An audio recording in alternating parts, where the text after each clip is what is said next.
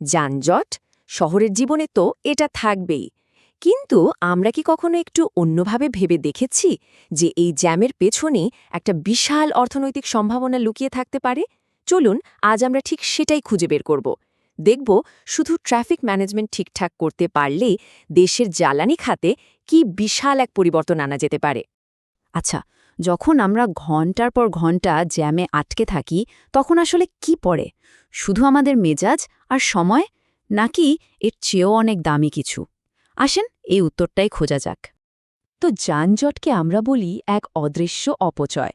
চলুন এই অপচয়ের গভীরে একটু ঢু মেরে আসি, দেখি কিভাবে এটা একটা জাতীয় সমস্যা হয়ে দাঁড়িয়েছে, অথচ প্রায়ই আমাদের নজর এড়িয়ে যায়। ব্যাপারটা কিন্তু শুধু বিরক্তির না, এটা আক্ষরিক অর্থে আমাদের দেশের জ্বালানি রিজার্ভ আর অর্থনীতির ওপর একটা নীরব আক্রমণের মতো।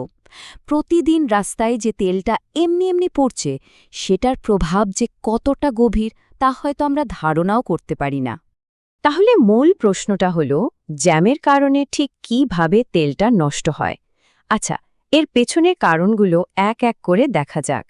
প্রথম কারণটা হলো আইডলিং। শব্দটা হয়তো পরিচিত।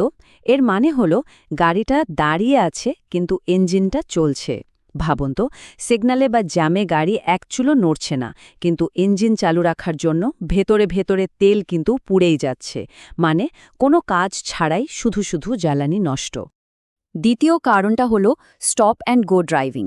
মানে এই যে একটু আগাচ্ছেন, আবার কষে ব্রেক করছেন, আবার অ্যাক্সেলারেটরে চাপ দিচ্ছেন, এই পুরো চক্রটা ইঞ্জিনের ওপর মারাত্মক চাপ ফেলে। একদম সহজ ফিজিক্সের নিয়ম, তাই না? একটা স্থির ভারী জিনিসকে বারবার ঠেলে সরাতে গেলে তো শক্তি বেশি লাগবে। গাড়ির ক্ষেত্রেও ঠিক তাই হয়। আর এই বারবার থামা আর চলার ফল কি জানেন? গবেষণায় দেখা গেছে একটা মসৃণ রাস্তায় গাড়ি চালালে যা তেল খরচ হয়, তার চেয়ে এই স্টপ অ্যান্ড গো ড্রাইভিংয়ে ৩০ থেকে ৫০% পর্যন্ত তেল বেশি লাগে। একবার চিন্তা করুন, প্রায় ১.৫ গুণ বেশি। এটা তো রীতিমতো বিশাল অপচয়। আচ্ছা, এই সব তথ্য তো শুনলাম। এবার চলেন একটা সত্যিকারের উদাহরণ দিয়ে দেখি।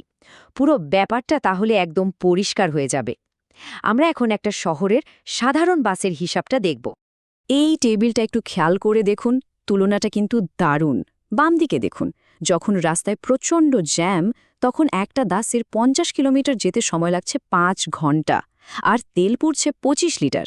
এবার ডান দিকে তাকান, রাস্তা যখন ফাঁকা, যানজট মুক্ত, তখন ওই একই ৫০ কিলোমিটার যেতে সময় লাগছে মাত্র ২ ঘন্টা, মানে অর্ধেকেরও কম, আর তেল লাগছে মাত্র ১৫ লিটার। ভাবা যায়, একই রাস্তা একই দূরত্ব, কিন্তু পার্থক্যটা দেখুন আকাশ পাতাল। তার মানে কি দাঁড়ালো? মূল বিষয়টা হলো, এই হিসাব থেকে আমরা পরিষ্কার দেখতে পাচ্ছি যে শুধু ট্রাফিক ব্যবস্থাটা ঠিকঠাক করতে পারলে একটা বাস থেকে প্রতিদিন ১০ লিটার ডিজেল বাঁচানো সম্ভব। ভাবুন তো, শুধু একটা বাস থেকে।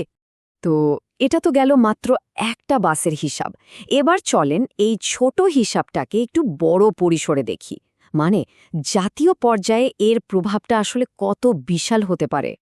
ধরুন একটা শহরে ১০,০০০ বাস বা অন্যান্য গণপরিবহন চলে। যদি এই একই ফর্মুলা আমরা এই ১০,০০০ গাড়ির উপর ফেলি, তাহলে কি দাঁড়াবে ব্যাপারটা? হিসাবটা কিন্তু মাথা ঘুরিয়ে দেওয়ার মতো। প্রতিদিন সাশ্রয় হবে ১,০০,০০০ লিটার জ্বালানি। আবারও বলছি, প্রতিদিন। এটা কিন্তু কোনোভাবেই ছোট কোনো সংখ্যা না। আচ্ছা, এই ১,০০,০০০ লিটার জ্বালানিকে যদি আমরা টাকায় কনভার্ট করি, তাহলে অঙ্কটা দাঁড়াচ্ছে প্রতিদিন প্রায় ১,৬০,০০,০০০ টাকা। চিন্তা করুন, দেশের অর্থনীতিতে প্রতিদিন এই বিশাল অঙ্কের টাকাটা যোগ হতে পারত।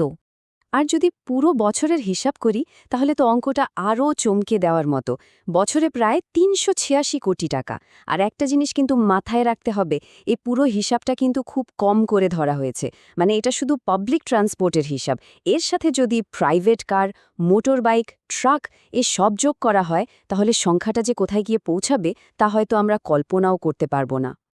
তো এতক্ষণ তো আমরা শুধু টাকার হিসাব দেখলাম, কিন্তু ব্যাপারটা শুধু টাকা পয়সার মধ্যে সীমাবদ্ধ না।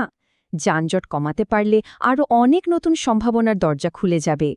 যেমন ধরুন, তেল কম পুড়লে কি হবে? সোজা হিসাব, বাতাসে কার্বন ডাইঅক্সাইডও কম ছড়াবে। এটা আমাদের পরিবেশের জন্য কতটা দরকারি তা তো আমরা সবাই জানি। আবার আরেকটা দিক ভাবুন, মানুষ যদি তাড়াতাড়ি অফিস থেকে বাসায় ফিরতে পারে, তাহলে তো অফিস বা বাসার এসি, লাইট, ফ্যান এগুলোও কম সময় চলবে, তাই না? মানে বিদ্যুৎও বাঁচবে। এমনকি ভবিষ্যতে যখন ইলেকট্রিক গাড়ি আরও বাড়বে, তখনও যানজট কম থাকলে ব্যাটারির চার্জ কম খরচ হবে। এর ফলে আমাদের ন্যাশনাল গ্রিডের ওপরও চাপ কমবে। তাই শেষ পর্যন্ত এই কথাটা বলতেই হয়, এবং এটা পুরো আলোচনার সারমর্ম।